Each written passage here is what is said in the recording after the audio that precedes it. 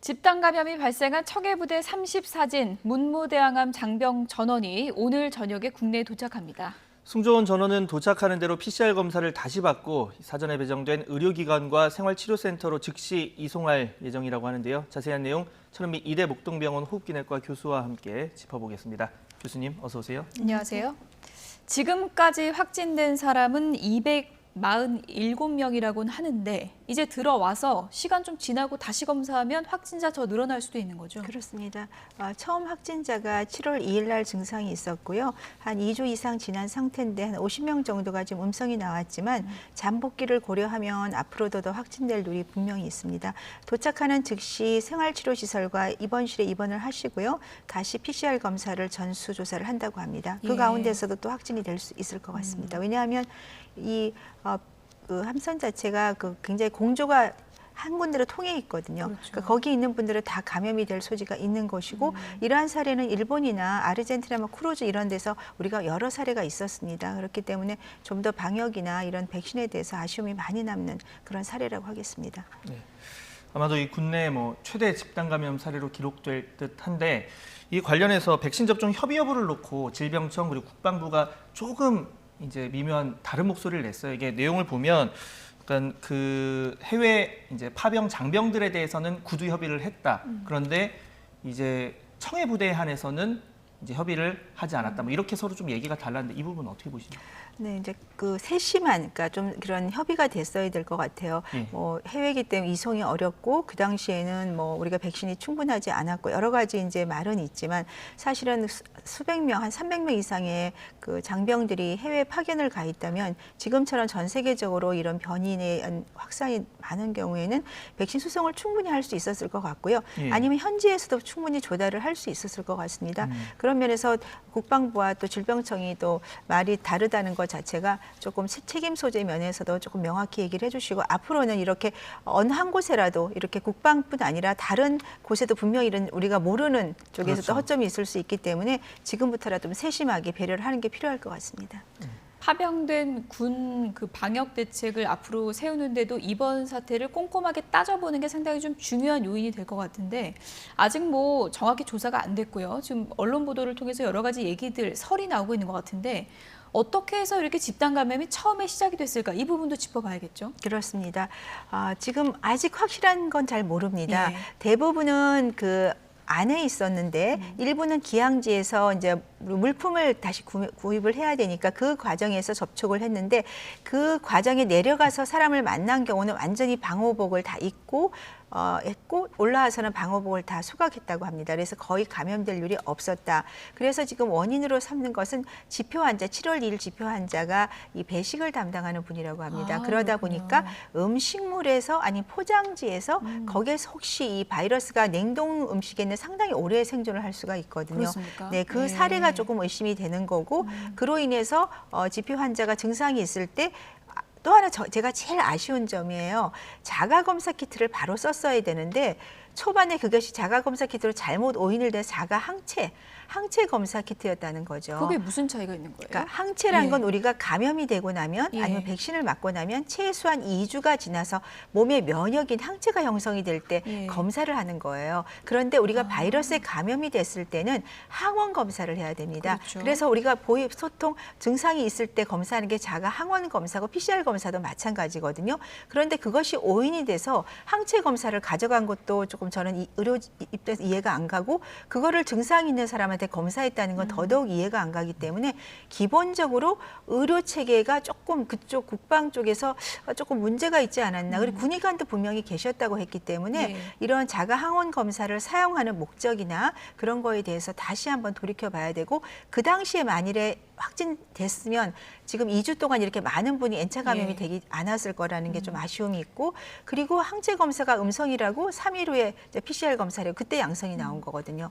그리고 나서도 지금 사실은 조금 여러 가지가 조금 미비한 점이 예. 있었고 앞으로 이런 점에 대해서는 이 국방의 이런 문제뿐 아니라 저는 다른 곳에도 분명히 있지 않을까. 우리 그때 구치소 문제도 그렇고 그렇죠. 조금 선제적으로 우리가 다 좀 돌이켜서 확인해 볼 필요가 있을 것 이거는 같습니다. 좀 확인해 볼 필요가 있지만 여러 가지 원인으로 이제 추정되는 것 중에 하나가 조금 전에 말씀하신 그 배식 담당으로부터 네. 시작된 것이 아닌가 하는 추측인데요. 그렇습니다. 그렇다면은 어떻습니까? 파병군 내에서도 이제 식사하고 이런 걸 좀 더 신경 써야 될 것 같은데요. 배식 담당이 만약에 처음에 양성이었다면 정말 엄청나게 많은 그 바이러스를 전파할 수 있는 거잖아요. 그렇죠. 배식 담당하신 분의 뭐 손을 통해서 호흡을 통해서 이런 것을 통해서 바이러스가 퍼졌을 예. 거고 밀폐된 공간이었기 때문에 우리가 수면을 같이 하는 공간에서 바로 바이러스가 퍼질 수가 있습니다.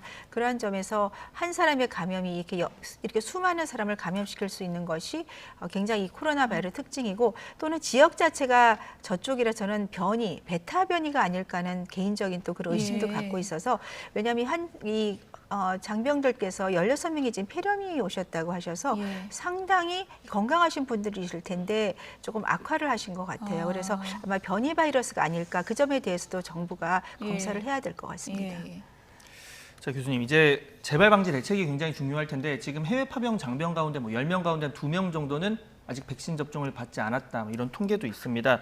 자, 이게 백신 수송 그리고 부작용 시에 이제 어떻게 대응을 할 건지인데 또 대부분 이제 해외 파병 장병에 이제 그쪽에 가 있는 군의관 같은 경우는 외상 전문이 많더라고요. 그러면 현지에서 갑자기 이제 부작용 생겼을 경우 대응을 제대로 못하지 않을까 이런 걱정도 있는데 좀 전반적으로 어떻게 대응을 해야 될까요? 백신의 부작용은 의료인이라면 대부분 알고 있고요. 이제 어떤 백신을 맞냐에 따라 다르겠죠. 지금 RNA 백신을 만일에 접종을 한다면 다른 부작용보다 그 아나필락시스 쇼크가 가장 중요하거든요. 예. 그거는 대부분 에피네프린 우리가 그 의료품을 가져가기 때문에 의료인은 누구나 응급 조치를 할 수가 있고요. 그리고 만일에 심근염 같은 증상이 생겼을 때도 기본적인 약물 조치나 그런 걸로 80% 이상 좋아지고 만일에 증상이 악화가 된다면 거기에 있는 병원을 이용할 수도 있기 때문에 그런 조치에 대해서는 저는 크게 염려하지 그럼 않습니다. 장비 부분은 좀 어떨까요? 아무래도 해외 파병이면 좀 의료 환경이 열악한 나라가 많다 보니까 그런 장비 부분에서 부족하지 않을까 걱정도 근데 돼요. 의료 장비는 특별한 건 필요 없으세요. 아까 말한 이제 의약품을 통해서 대부분 이제 아나필락시스는 해결을 할 수가 있고요. 심근염도 대부분 약물 치료로 가능합니다. 그래서 만일 폐렴이 온다든지 그런 문제 때는 그쪽에 있는 지역 병원에 입원을 하셔야 되니까요. 조금 다른 문제죠. 예. 확진자 수 추이를 좀 보면은 지금 2주째 네 자릿수고 지금 1,200명대가 이틀 연속인데 그래도 폭증세는 좀 막은 게 아니냐 이런 시각도 있고 아니면은 좀 감소세가 아직은 좀 안 보여서 답답하다는 시각도 있는데 어떻게 생각하시나요? 어제랑 오늘은 이제 주말 효과가 나타났고요. 오늘 이제부터 조금 봐야 될 것 같고요. 보통은 수요일, 목요일이 가장 확진자가 많이 나옵니다. 네. 월화는 조금 줄은 것 같지만 지난주 토요일 이 굉장히 많았어요. 역대 최고였습니다. 그렇기 때문에 이번 주 중후반을 지켜봐야 될 것 같고 수도권은 좀 정체 상태인 것 같아요. 우리가 이제 이 거리두기 상향을 하면서 모임을 좀 자제했는데 비수도권은 지금 일주 사이에 거의 10% 가까이 예. 늘고 있기 때문에 확산세가 지금 증가되고 있는 상황이라고 생각합니다. 지금 뭐 방대본에서 관련해서 브리핑을 시작한 것 같은데요. 현장 연결해서 좀 들어보도록 하겠습니다. 발생이 증가하는 경향이 있습니다. 이와 관련된 집단 감염 사례에 관해서 말씀드리도록 하겠습니다. 5월 이후에 비수도권에서 주점 관련 집단 발생은 총 38건 1,781명으로 사례당 47명 이상 확진자가 발생하였습니다. 이 중 단란주점 관련 집단 사례가 18건 1,055명으로 가장 많이 발생하였고 유흥주점 12건 460명, 일반주점 8건 266명의 순으로 확진자가 발생하였습니다. 이들 집단 사례는 공통적으로 증상 발생 기간 중에 다중이용시설과 직장을 지속적으로 출입함으로써 발생 규모가 커졌으며 특히 환기가 어려운 시설 내에서 장기간 노래, 음주 등을 통해 감염 및 전파된 것으로 확인되었습니다. 비말 발생이 용이한 시설을 이용할 때에는 평소보다 철저하게 방역수칙을 준수해 주시고 조금이라도 증상이 있을 시에는 되도록 방문을 자주 해 주시고 부득이하게 시설을 이용할 때에는 머무는 시간을 짧게 해 주실 것을 당부드립니다. 또한 시설 관계자는 방문자의 증상 체크와 방명록 관리, 주기적인 환기 등 기본적인 방역수칙을 철저히 실천하여 주실 것을 부탁드립니다. 다음은 변이 바이러스 현황에 대해서 말씀드리겠습니다. 금주부터 그 변이 바이러스 현황은 주요 변이 숫자에서 유형별 검출률로 제공하는 것으로 정보 양식이 일부 변경되었습니다. 이는 현재 표본 검사로 변이 분석이 이루어지는 것과 개별 사례의 숫자보다 전체 분석권에서 차지하는 비율이 변동을 모니터링하는 것이 역학적 상황을 평가하는 데 더 적절하기 때문입니다. 최근 일주일간 변이 바이러스 분석률은 25.1%로 국내 발생 사례에서 23.3%, 해외 유입 사례에서 70.6%입니다. 지난 1주간 발생한 코로나19 확진자 중 모두 2,381건입니다. 그 분석건은 2,381건에 대한 유전자 분석 결과 1,252건의 변이 바이러스가 확인되어 주요 변이 검출률은 52.6%입니다. 변이 유형으로는 알파형이 12.5%, 델타형이 39.9%로 델타형의 비율이 가장 높았습니다. 다음은 현재 코로나19의 위중도에 대해서 말씀드리겠습니다. 작년 12월에 2.7%에 이르렀던 치명률은 이후 지속적으로 감소하여 지난 6월에는 0.24%까지 감소하였습니다. 그 월별 중증화율은 작년 12월 4.72%였으나 올해 2월에 2.82%, 4월에 2.22%로 감소하였고 6월에도 2.22%에 머물러 큰 변동은 없었습니다.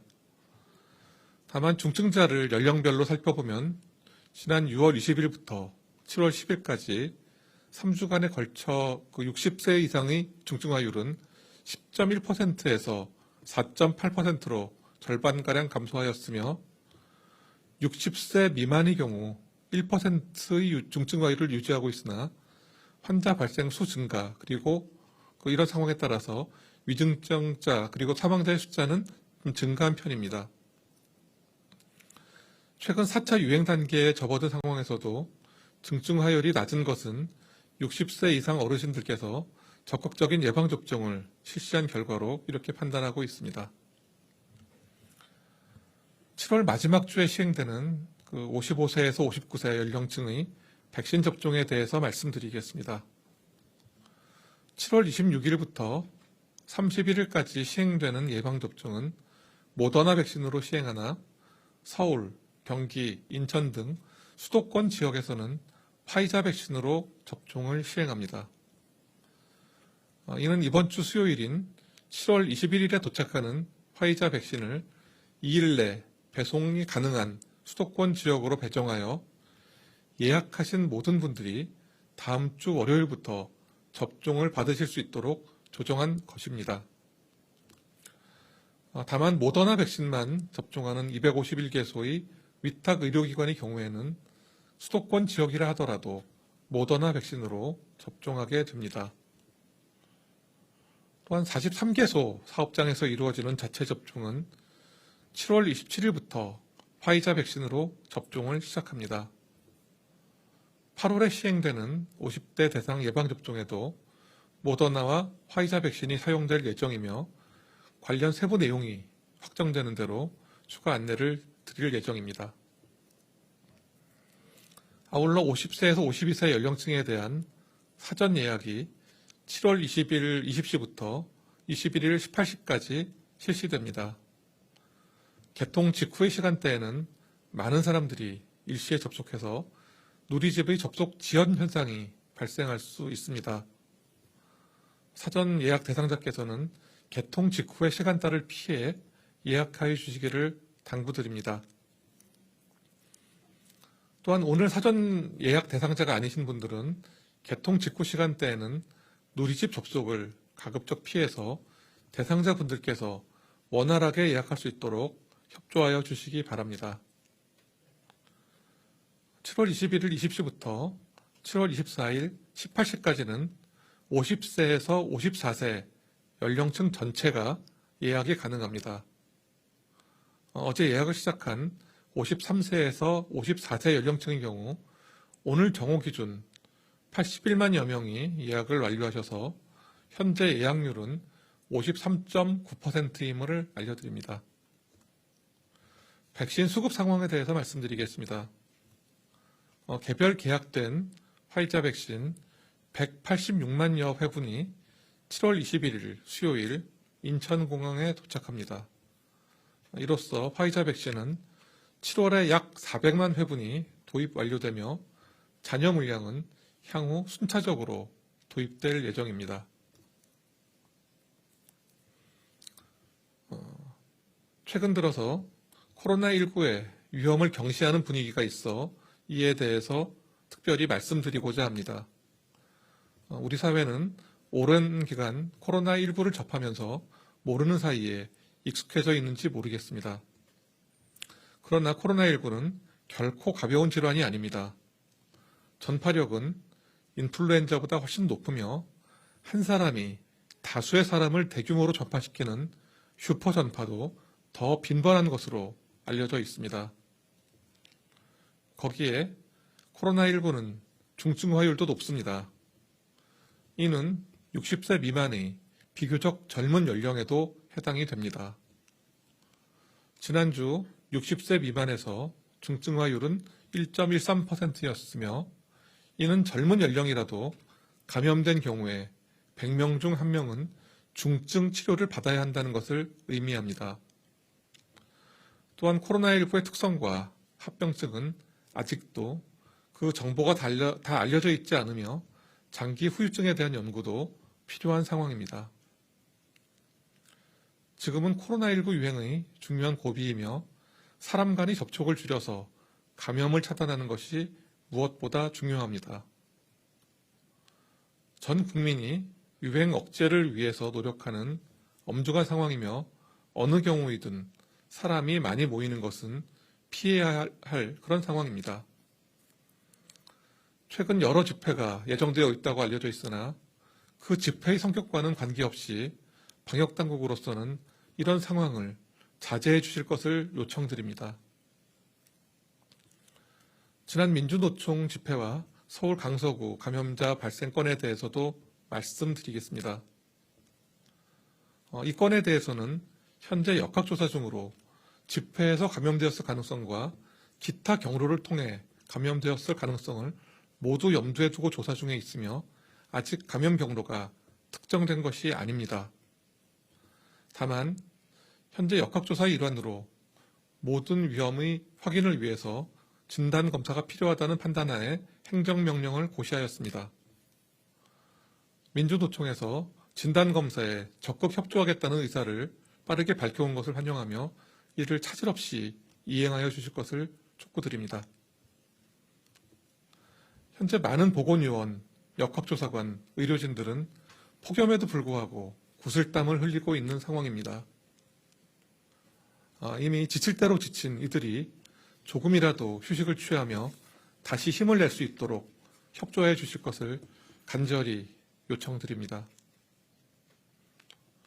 또한 지금은 계절적으로 강한 폭염이 발생하는 시기입니다. 마스크 착용 등의 수칙을 지키는 것이 무척이나 불편하고 부담스러울 수 있다는 것도 잘 이해하고 있습니다. 그렇지만 사람이 많이 모이는 곳을 방문하실 때에는 덴탈 마스크와 같은 가벼운 마스크라도 써주시면 이는 예방에 도움이 됩니다. 고3 학생들과 교직원분들에 대한 예방접종이 어제부터 시작되었습니다. 접종 직후에 15분에서 30분간 접종기관에 머무르시면서 이상 반응 발생 여부를 체크하는 것은 물론 귀가 후에도 3시간 이상 주의 깊게 관찰하시기 바랍니다. 이후에도 최소 3일간은 특별한 관심을 가지고 건강 상태를 관찰하시면서 고열이 있거나 평소와는 다른 신체 증상이 나타나면 바로 병원에 진료를 받아주시고 접종 후 일주일 동안은 격렬한 운동이나 신체 활동을 삼가해 주시기를 부탁드리겠습니다. 방역당국도 최선의 노력을 다하겠습니다. 네, 그럼 지금부터 기자님들 질문에 답변 드리는 시간 갖겠습니다. 네, 방대본의 브리핑 내용 들어봤습니다. 발표 내용 중심으로 몇 가지 전문가와 함께 짚어보도록 하겠습니다. 먼저 변이 얘기를 좀 해봐야 될 것 같은데 변이 지금 검출률이 52.6%까지 올라갔고 그중에 알파역이 12.5%, 델타가 39.9%니까 40%입니다.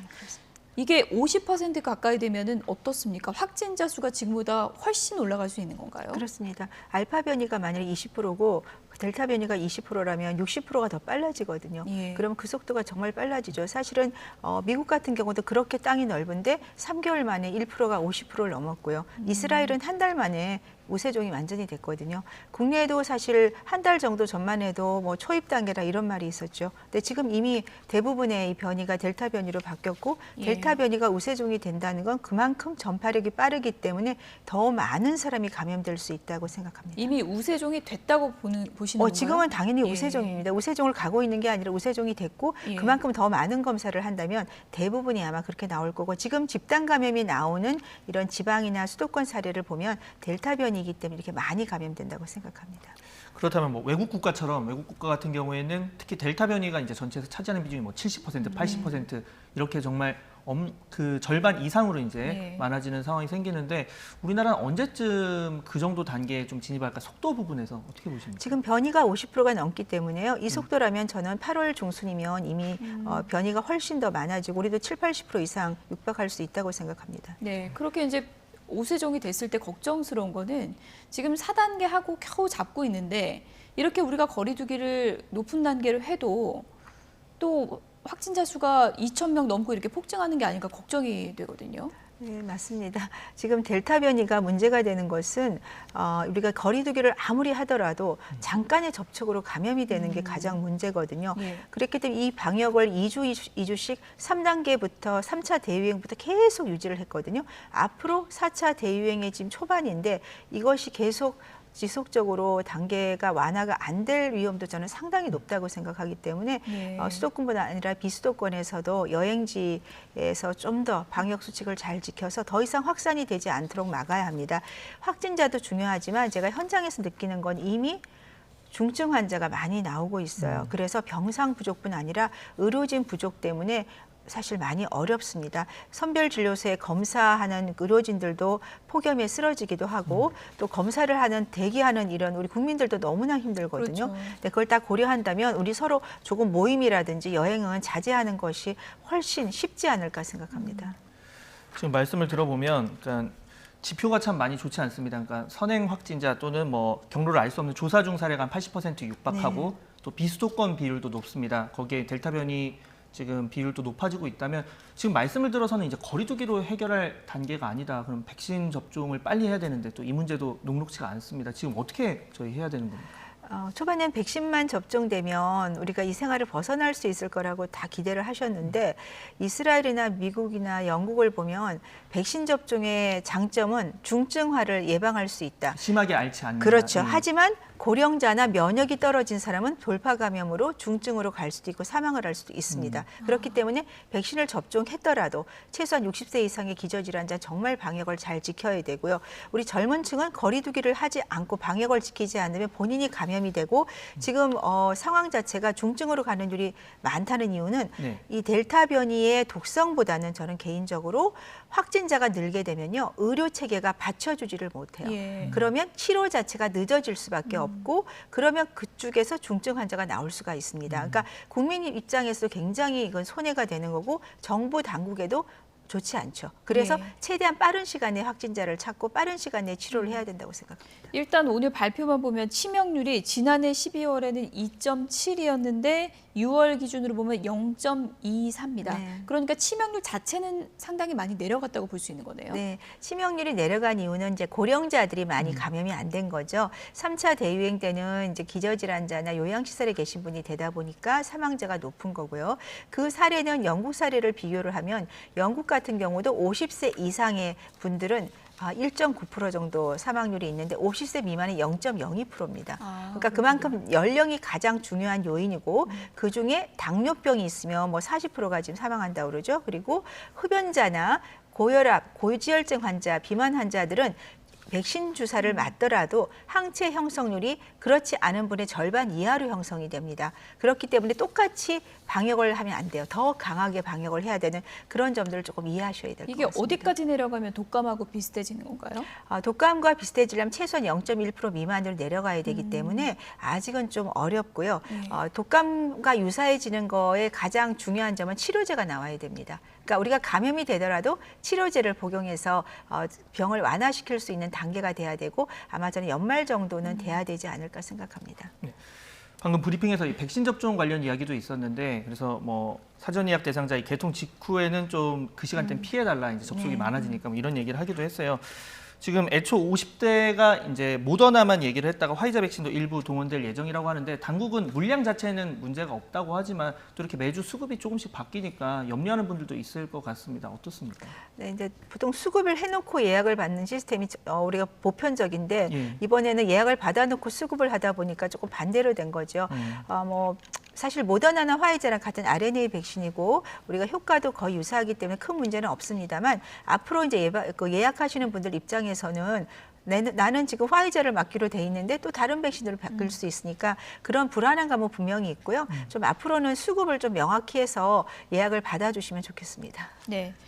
아무래도 지금 뭐 여름 휴가철 앞두고 있기 때문에 이렇게 이제 변이가 확산되는 시점에서 휴가철이 겹친다는 게 상당히 좀 우려되는 그런 상황인데 변이가 이제 우세종의 델타가 될 경우 앞으로 어떤 걸 더 조심해야 되는지 끝으로 좀 이 말씀 좀 해주시죠. 네, 델타 변이는 전파력이 매우 높다는 걸 좀 명심해야 될 것 같습니다. 여행지에 있는 젊은 분들이 풍선 효과 때문에 여행지를 피해서 굉장히 좀 사람이 없는 곳으로 가서 많이들 이제 저녁에 음주를 하시는 것 같은데요. 예. 본인이 감염되면 가벼울 수 있지만 본인이 집으로 돌아와서 가족이나 직장에 감염을 유발시킬 수 있습니다. 그렇기 때문에 여행지에서의 방역이 중요하고 가능하면 가족끼리 모임을 갖는 것을 꼭 부탁드리고 싶습니다. 예. 너무 덥고 또 많이 지칠 때긴 하지만 더 긴 고통을 우리가 겪지 않으려면 지금 좀 긴장을 할 필요가 있겠군요. 천은미 이대목동병원 호흡기내과 교수였습니다. 고맙습니다.